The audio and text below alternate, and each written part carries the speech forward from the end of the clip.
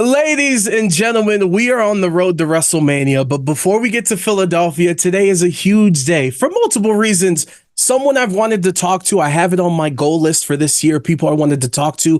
We can check it off the checkbox. She's been to the White House, setting records with Last Woman Standing. She's going to tear the house down in Philly with Rhea Ripley. Ladies and gentlemen, Becky Lynch is here because this one right here, Becky Lynch, the man, not your average girl, is officially available wherever. Becky, you've been busy as hell. How are you?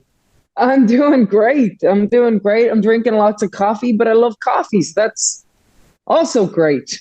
Let me correct you. It's actually not your average girl. Very See, here's the thing about reading. This is why I need to read the book. Not your average girl, wherever you can get your books. Obviously, I'm listening to the book and reading it. How are you? So we need to get down to a lot of things. And I just said you were just at the White House celebrating St. Patrick's Day. You got a little president with the president himself. I heard you call him Joey B now.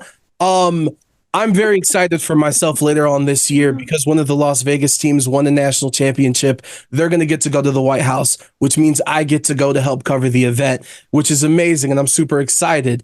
I didn't get the chance to do it last year because they've won back-to-back years, but I was told that everything there in the White House is kind of snazzy. Even the napkins are like embroidered. So now that you're an American citizen, I feel comfortable in saying this. Becky, did you take anything from the White House as a keepsake? Oh, I didn't. Well, they gave me a glass. They gave me a little glass, so I didn't take it, but I did leave something there. I left my book on the bookshelf in the library, but it was so cool. It was very cool, like walking around the place, like thinking of all the history that has happened in there. It was really fascinating, real fascinating place to be. No, it was historic, and that was like so dope and so cool to see. And I want to get straight into the book before we get into all the wrestling and everything. And I think the most impressive thing in some of the interviews and some of the things you've done already is that I heard that you kind of scrapped the book when you went down to Orlando and you were at NXT. And so essentially you wrote two books, and it kind of speaks to your work ethic and stuff. But I want to know, in writing the book, I can assume it's a little therapeutic. It kind of forced you to relive all these great things that you've done. What was the favorite part of making this book for you? Gosh, I think I love the whole writing process, and I think my experience in WWE shows me that I am great with a deadline. So if you give me a deadline, boom, we'll get that stuff done. It'll be magic. If you give me all the time in the world, I can saunter. But the thing about with wrestling is, like, you think of a promo, you have to write a promo, or you have to have a match. But we're going live in like 2 hours, so you got to have something. Something has to come out of your mouth. So I love that pressure, because you're sitting down going like, I don't, what do I want to say here? What do I want to say? And you're like, well, I have to go out there, so I have to write something. And so when it came to 5 weeks and I decided I did not like the book, that was when I did my best work, because it was like, okay, something has to come out and something has to be good. It needs to be good. And I think I got it to a place where I'm really, really proud of it. But I was writing it on red eyes and in the park with my child. I was like borrowing time wherever I could. And like, thank God my husband is he's just the best and amazing, and was able to like pick up any slack that I was like letting off. But it's something that I put my heart and soul into, and I'm very excited for everybody to read it. And I do want to ask, you brought up your kid and like, yo, go to the park, honey, go down the slide while I finish this chapter, please go down the slide. For my radio producers, you're going to hate me, but I got to tell Becky the truth. I want you to know my 5-year-old son just saw your match on Monday Night Raw against Nia Jax. When you fell off the ladder, he said, holy shit, I think I'm being a good dad, and I think I'm on the good path. But like, the whole thing about being a parent is a lot of people say, well, it changes your why you do the things that you do. For you being a mom, what's the biggest change in yourself you feel like? Gosh, oof. I think there's many things. I think there's many things. I think you change completely when you become a parent, really, and your whole priority shifted because now it's not just about you and your career and your goals and your downtime. It's all about like your child and making this person into a member of society and a good member of society, and making sure that they are looked after and cared for and loved and entertained and all of these things, and they're educated and they learn, they grow. And so it's finding that balance now, is like, how do I succeed in my career, and how do I be the best parent I can possibly be? And I think it's actually made me better at both. I think having both like allows me to be the best I can be in both areas, because when I go to work, I'm 100% focused at work. It is my time. It is my alone time. It's my time to do something for myself. And when I'm home, then I cherish that time with my daughter, and I can't wait to get back to her. And so you just look forward to all parts of your life at all times. And that's pretty great. That's a beautiful thing. Well done. You should write a book, Becky. You're good with the word. Oh, very important, by the way. Is the household Bluey, Peppa Pig, or Paw Patrol? I had to ban Peppa Pig. Why? I had to ban her. She's a little biatch. She's a little bully, man. She's like mean. She's mean to her dad. It's to the point where, like, we have the little action figures, right? We have Peppa Pig and Mama Pig and Daddy Pig and George. Yeah. She's like, no, I don't want to play with Daddy Pig. Because, like, of course she doesn't want to play with Daddy Pig, because Peppa's being so mean to Daddy Pig, you know? So I'm like, no. She gotta go. She gotta go. It's not an Irish English thing, in case you were going there. It's not that. I'm not still salty about the potato famine. But, or am I?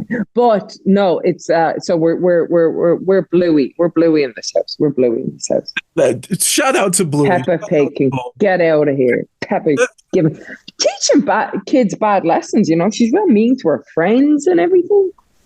Cool. So the YouTube title is going to be Becky Shoots on Peppa Pig. I love this for the YouTube. Yeah, Becky versus Peppa. And earlier, I brought up how you wrote the book twice, right? And I was like, yeah, it's crazy. And then also look at the year that you've had this past year, I should say. I've enjoyed it a lot. You know, whether it's the rivalry with Trish, you run at NXT, and now as we head into WrestleMania. And like, to me, in my industry, I want to be where you're at. I want people to call me the man. So to see someone who I see is already up there, to like not rest on their accomplishments and strive to continue to take it higher and higher and higher. I guess my question is, like, why is that so important to you to continue to raise the bar? Honestly, I don't know how to be any other way. I don't know how to coast. I don't know how to rest on my laurels. I'm always thinking about the next thing. I'm always thinking about how we can be better. And I think it's one, I think you'll read about it in the book, is I have this weird juxtaposition of like self-doubt and self-belief almost in equal measures that continue to drive me, you know? And the other thing is with WWE, it's 52 weeks a year, you know, like we don't stop when it comes to WrestleMania. Like, okay, you're good. You did a WrestleMania. Now let's stop and breathe for a second. It's like, no, well, what are we doing tomorrow night on Monday Night Raw? Because it keeps going. Yeah. So you're constantly having to think of how to make it interesting. How do we make it better?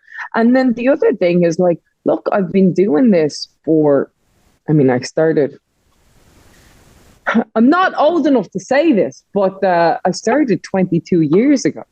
Still can't accept that I'm old enough to say it. But so I'm a lot closer to the end than I am the beginning. There's still a lot left in the tank, but it's like, how do we continue to make it grow?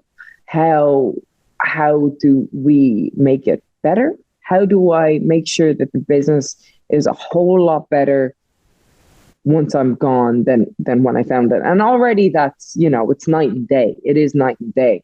But I just want to continue the upward trajectory, Yeah, 100%. And another cool thing about this book, and I said it earlier too, is like it kind of forced you to reminisce because you have to go through the past.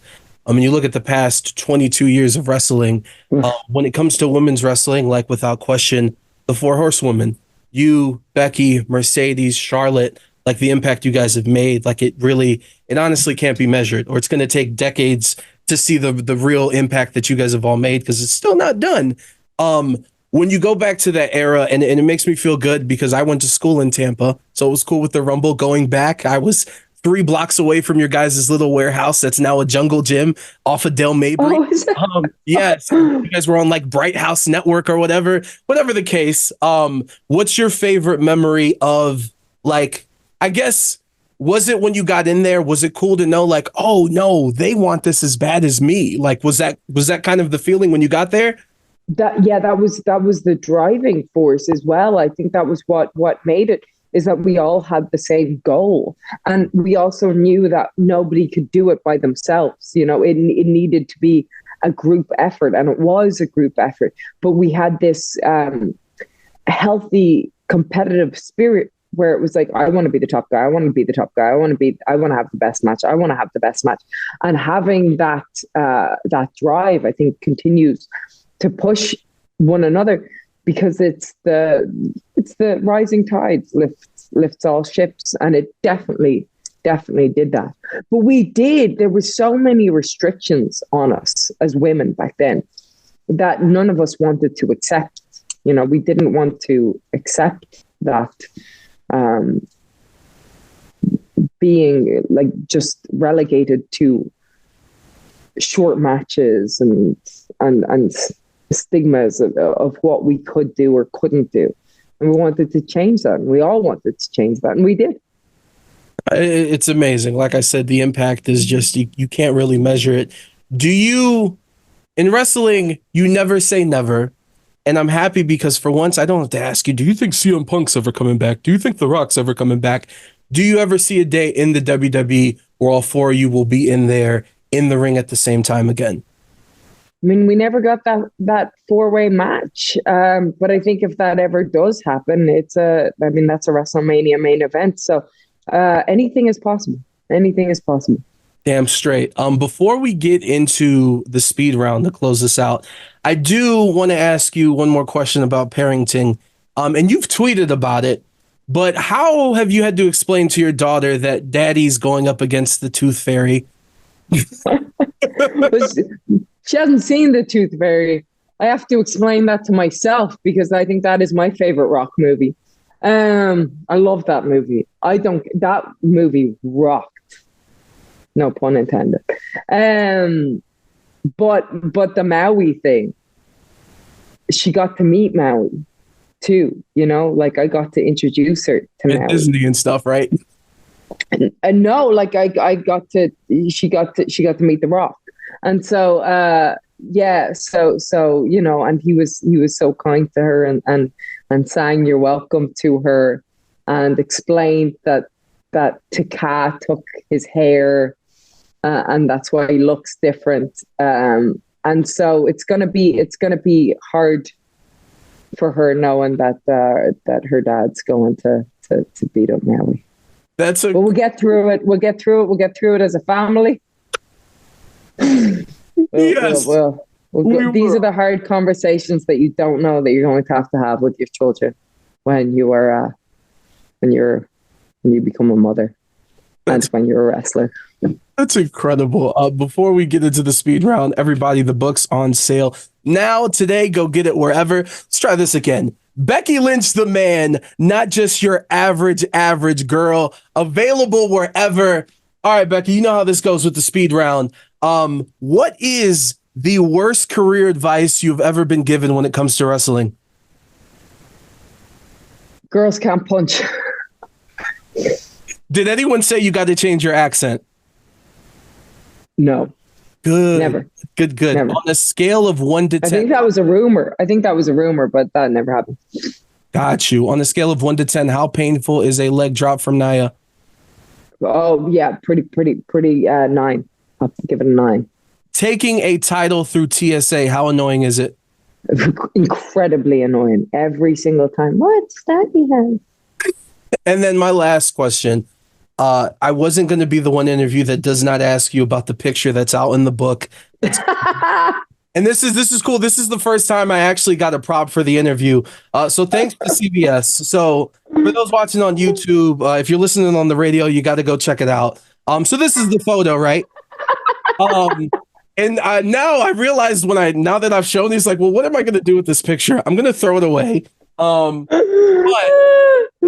so the video that went viral is when you guys were doing a video for Up, Up, Down, Down and trying out the new 2K. You know, you couldn't show us, but we got everyone's initial reaction.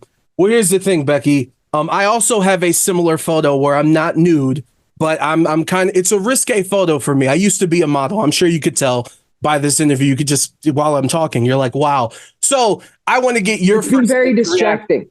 Yeah. See, and you powered through because you're a professional. So, exactly. I am the truth. Now I'm going to flip it, and now you got to see this picture, and I need to get your initial reaction. Here we go. This is amazing. This is amazing. Incredible. Do you see the focus on the eyes? Oh yeah. With the little squint, the little squint. You know, you do a little of that. You know, the little sultry look, the come hither look. You know. Yes, the DMs have been popping ever since. But look, if you want a good book, no, just wait. They're just gonna go crazy now. I guess for both of us. What? There it is. Becky, I look forward to seeing you guys at Philadelphia for WrestleMania. Until then, I know you have a million people you got to talk to on this run, but thank you for what you do, and thank you so much for the time. Thank you. Thank you for printing out that picture. Hang it proudly in the background there. There it is. Right there. You know, I was like, if the book sucks, maybe people will buy it just for that picture. There it is. It'll be a bump. It'll be a bump in the sales. Becky, thank you for the time. Thank you.